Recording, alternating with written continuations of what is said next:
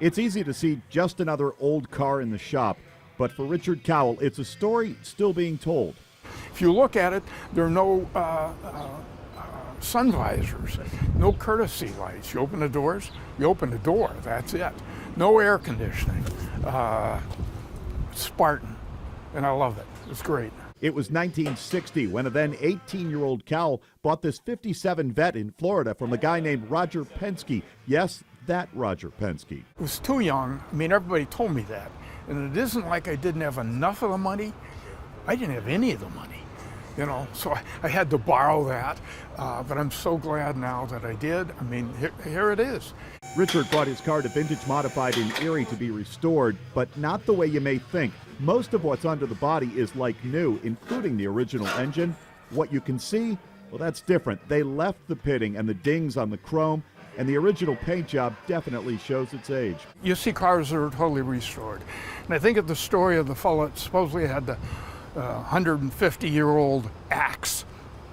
And he said it's only had 6 new handles and 2 new heads. So at what point, at what point is the car not really a 57 Corvette? So keep as many things, as they were. For all the original touches, one memory was beyond saving, though you'd never know it. This aging parking sticker from Richard's college days is actually brand new, a replica of the sticker on a bumper that had to be replaced. It feels like the 50s. So I mean, you have to appreciate that to build cars that we build. Matt Lonkey calls this car a time machine and one of his favorites, but it's not the norm. If there is such a thing at Vintage Modified, imagination is king here. This Packard getting a bus engine, custom paint jobs in colors they create, and original looking rides with every possible update.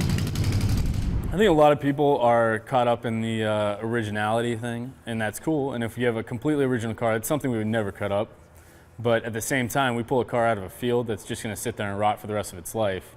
It's kind of refreshing to know that we took something that was just going to turn into junk and turn into something that's not only nice, but really fun to drive. When you talk about outside the box, it's hard to get much more outside it than the car they've dubbed Snowvet, this 76, loaded with things that it's fair to say Detroit never thought of. So that's definitely the far end of the spectrum as far as building a car how you want to enjoy it. Mm-hmm. But the key word there is enjoy, isn't it? For sure. What we build here is a driving experience, 100%. The rest of them are guys, I like looks of them and all that, but I would never go that way with any of my cars. Brian Baer owns Baer's Corvettes in Linesville, well known for their restorations and parts. Baer's won't do extreme changes.